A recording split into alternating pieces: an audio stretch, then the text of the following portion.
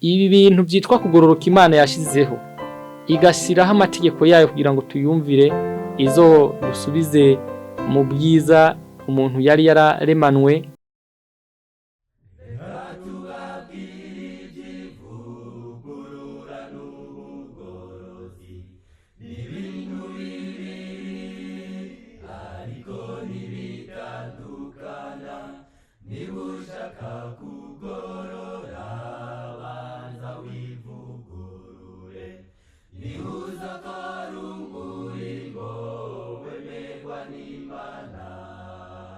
Reka twongere kandi tubaramutse bakunzi mukomeje kudukurikirana kuri Facebook umuntu muzima, kuri YouTube umuntu muzima. Uyu ni wa mwanya wo kuganira igisho kigira kabiri ku badukurikiranye aho muri hose bivanye n'umwanya mwumviririje iki cigwa. Turabahaye mwaramutse canke mwiriwe bivanye naho muherereye. Rero kuwo muri kumwe ni kubw'Imana Olivier, kubo twabanye mu cigwa giherutse twaganiriye akagingo katubwira ngo ingaruka yo kutumvira. Twabonye ko Adamu na Eva kubwo kutumvira itegeko Imana yari yabahaye ryo kudatandukana kandi ntibanariye kwitunda Imana yari yababujije, byatumye basohorwa mu itongo rya Edeni Imana yari yabahaye. Giye gukomeza na kano kagingo kagira kabiri katubwira ngo amahigwe y'umunyabyaha. Kubo twari kumwe twari twabasezeraniye ko ari yo ngingo tugiye kwigana. Turahera kandi mu gitabo c'Itanguriro igice ni ca kabiri ku murongo wa 17 baranditse ngo ariko igiti kimenyekanisha iciza n'ikibi ntuzukiryeko, kuko umunsi wakiriye ko uzopfa nta kabuza. Imana yari yarabasezeraniye ko bagomba gupfa igihe borenga itegeko bakarya igiti kimenyekanisha iciza n'ikibi. Mu ico gitabo c'abakurambere n'abahanuzi mu cigwa ca gatatu, abamarayika ngo bagendera Adamu na Eva bakabasobanurira ivy'umuhendanyi Satani yari yaguye mu ijuru n'uburyo bazomwirindamo. Rero birarenga barenga itegeko bari bahawe n'Imana, bityo bagomba kubaho ubuzima bwo kutitega kuzohabwa iyindi ngororano y'Imana. Ariko umuntu agira amahirwe.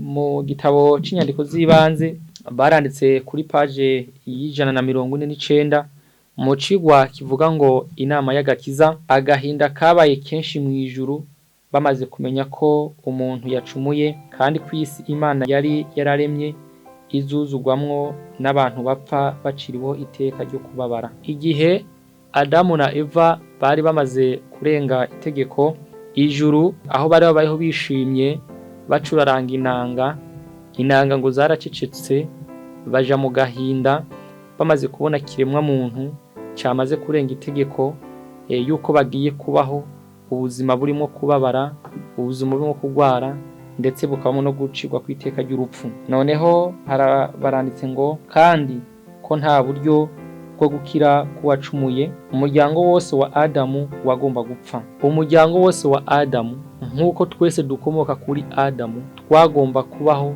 tukazobona ku rupfu kandi ntituze tubone ku bugingo buhoraho. Baranditse ngo ndeba Yesu gikundiro, mbona mu maso yiwe hagaragaza impuhwe n'agahinda. Bidatinze mbona yegera umuco urabagirana cyane ugosese.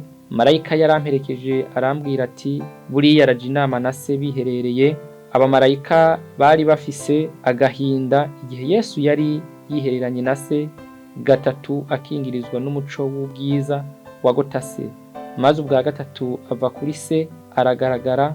Igihe yari asohotse avuye kuri se, mu maso hari amahoro, ari nta magorwa no gushidikanya biharangwa, hamurika ineza n'ubwiza bitovugwa. Noneho amenyesha ingabo zo mu ijuru yuko abantu bazimiye baciriwe icanzu cyo gukira.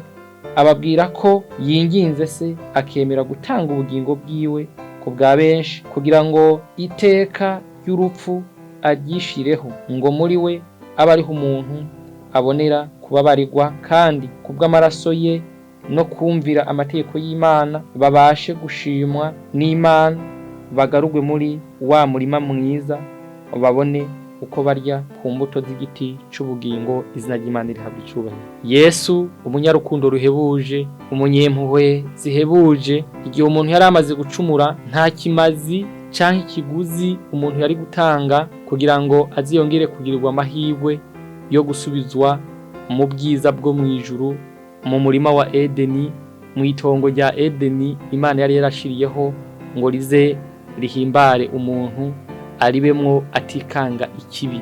Noneho umuryango wose wa Adamu, kuko twese dukomoka kuri Adamu, twagomba kubaho tukababara, yemwe tugahura n'izi mpanuka zose duhura nazo, ariko nta bintu byitwa kugororoka byari byarategekanijwe canke se byari gutegekanwa ngo tuze duhabwe ubugingo buhoraho iyo Yesu atemera kwitanga ngo atumenera amaraso.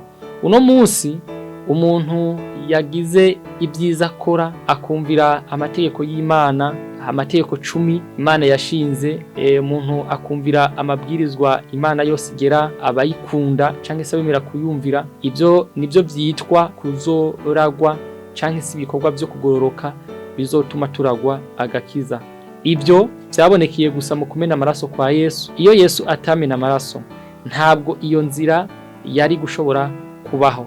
Yaharuwe no kumena amaraso kwa Yesu. Noneho igitangaje kandi gikomeye mu gitabo bitwa ngo uwifuza ibihe byose, mu cigwa ni ca 45 baranditsemwo amajambo akomeye. Mu cigwa ca 45 ndasoma mpereye ku rupapuro rwaho rwa mbere, banditse ngo umurimo wa Kristo hano ku isi warugeze ku iherezo. Yesu yareba imbere yiwe nk'intangiriro igaragaza urukurikirane rw'amafoto yaho yaganaga, ndetse na mbere yuko yambara ubumuntu yabanje kwitegereza inzira yose yagomba kucamwo kugira ngo akize icari cazimiye. Yitegereje intimba zizashengura umutima we, ibitutsi bazamuhundagaza ko, inzira azihanganira, bityo byose byamunyujijwe imbere yuko yiyambura ikamba n'umwambaro wa cami ngo amanuke ku ngazi ziri imbere y'intebe y'ubwami, maze ubumana bwe abwambike ubumuntu guhera mu kirugu ukagera Karuvari. Iyo nzira yose yayishizwe imbere y'amaso yiwe. Yesu ngo kugira ngo amanuke gucungura umuntu, yanyujijwe imbere ifoto y'ibyagomba kuzomubako byose. Imana imwereka ingene abantu bazomuhundagaza ko ibitutsi, ingene abantu bazomushinyagurira, ingene abo yaraje kugezaho ubutumwa bazomubamba, byose ngo bicishwa imbere yiwe, ariko ngo yakirana umunezero, kwiyemeza kuza kwambara ubumuntu kugira ngo twebwe uyu munsi dushobore kuba turiho dufite ibyizigiro byo kuzokongera gusubizwa muri wa munezero wari warahawe ababyeyi bacu ba mbere. Noneho mu gitabo ca Yobu igice ca 35 ku mahirwe twebwe nk'abanyabyaha twagiriwe, ijuru rigatangaza rikemera kugira ibyo rishizeho, no byita ko ari nka bonisi twebwe twahawe, kumva ngo amategeko 10 ngo kuyitondera ngo bizotuma tuja mu ijuru, kumva ngo gusura bari hanyuma yacu, guca bugufi, ibyo nibyo Imana yemeye ko bishobora kuzonyuriramwo ibyitwa ngo kugororoka binyuriye mu maraso ya Yesu, tugahabwa ubugingo buhoraho. Ariko ibyo Imana yishaka yari kubikuraho byose ntibibe bikihari. Impamvu ndasoma aya majambo yanditse mu gitabo ca 35:5 ngo itegereze mu ijuru urabe kandi urabe iyo hejuru ingene hagusumba, asangwa warakoze icaha uyitwaye iki, kandi ibicumuro byawe namba byaragwiriye uyigize iki,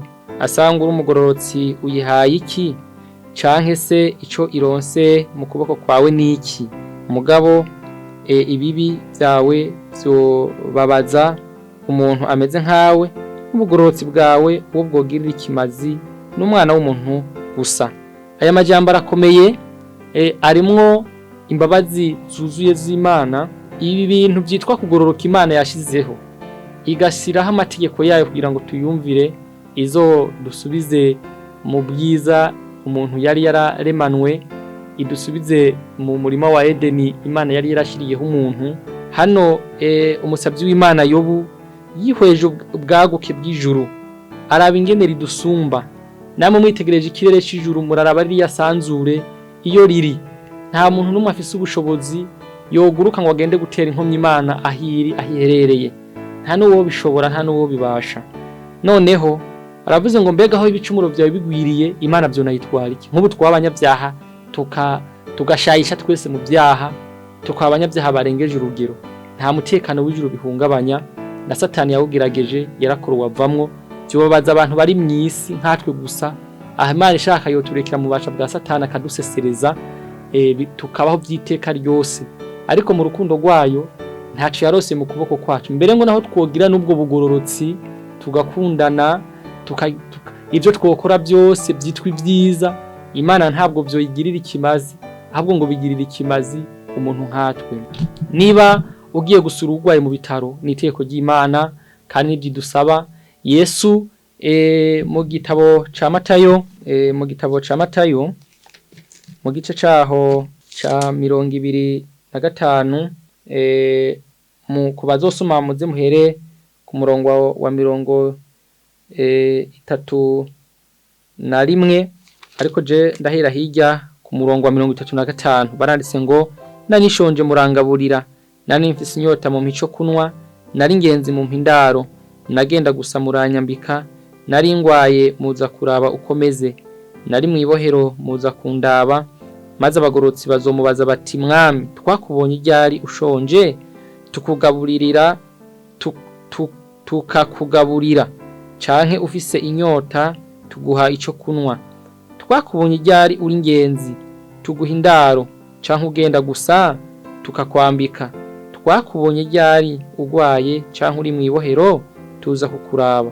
Umwami nawe azobishura ati ndababwira ukuri ko mwabigiriye umwe muri aba bene data bari hanyuma y'abandi, nijewe mwabigiriye. Mwumve uko kwicisha bugufi n'urukundo Yesu yagiriye mwene muntu. Aya n'amahirwe akomeye cyane kuri twebwe abanyabyaha, kumva ko gusura umuntu yari mu bitaro yaragwaye, Yesu yabyishize ati nije mwabikoreye. Kandi Yesu aho yarari niyo yari kwigumira hariya, yari kwigumira mu mutekano, nta nkomyi, nta sonza, nta gwara, ntakeneye ubufasha na bumwe bw'umuntu. Yesu arihagije, naho yonashaka twese yoca turimbura akadukuraho, avuze rimwe gusa isi yo yubika agashyiraho imishasha. Ntabwo birinda kumutwara inguvu, oya, ahubwo ni ijambo gusa, ibintu byose bigahinduka bikaba nk'uko agomba. Ariko ibi bintu byitwa kugororoka, Imana yashatse ko tuza turabicisha muri bagenzi bacu, ngo urukundo rwa Yesu, ubuntu bwa Yesu ubonekere muri twebwe, kuri bagenzi bacu bari hanyuma y'abandi, bize bibigihamya cyo kuzotwimura, ikadukura mu isi, ikazodusubiza mu bwiza n'ubwami bwayo, tukazobaho ibihe bitazohera.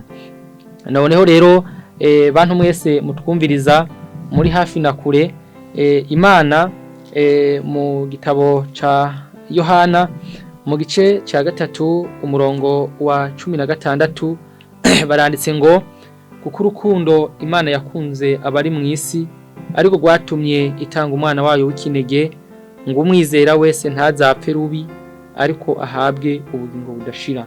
Kubwo urukundo Imana yakunze umuntu, ngo rwatumye itanga umwana wayo w'ikinege, kugira ngo umuntu wese amwizera aze ahabwe ubugingo budashira. Noneho mu gitabo ca Yesaya mu gice ca mbere umurongo wa 19, naho baratse baravuga ngo nimwemera mukumvira muzoga ibyiza byo mu gihugu.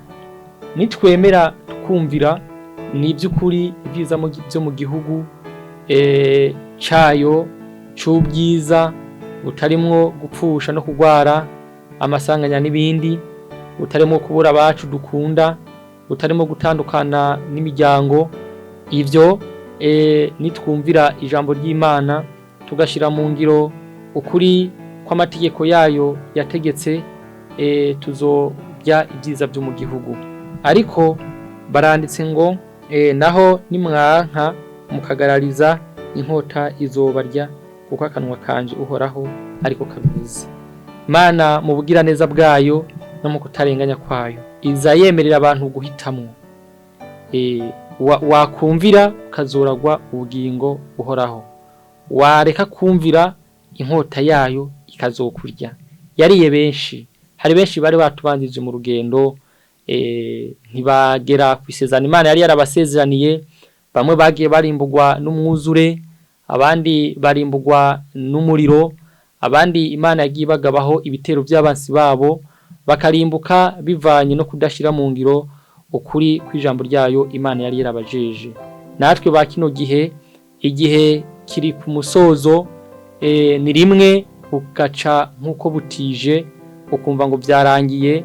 Yemwe bwoko bw'Imana, imirimo dukora ico turi cyo ntibitume tugarariza Imana. Duce bugufi munsi y'ukuboko kwayo kw'inkomezi, twumvire ijambo ry'Imana uko riduhanura nuko bwije, kugira ngo igihe bino bikorwa byose byo mu isi bizoba bisizwe ku iherezo, tuze turagwe ubwami bwo mu ijuru. Imana ikomeze kudushoboza kubigirako no kubyumvira. Rero tugiye kurangiriza mu gitabo c'Abaheburayo, mu gice ni ca 2, umurongo wa mbere baranditse ngo ntitwanjanjwe ku gakiza. Nico gituma dukwiye kurushiriza kwitwararika ibyo twumvise, kugira ngo ntutwagwe akayombekere tukabivamwo. Rero namje ndabipfurije kugira ngo ibyo mwumvise mukomeze kubyitwararika, kugira ngo tutazotwaga akayombekere ngo tuve mu kwizera. Imana tuhe ubushobozi n'ubwenge, ubushake bwacu tuyibwegurire, kugira ngo ku munsi w'iherezo tuze dushobore gusubizwa mu ngobyi nziza ya Edeni Imana yari yaraduteguriye. Tubisobanire mu izina rya Yesu, amen.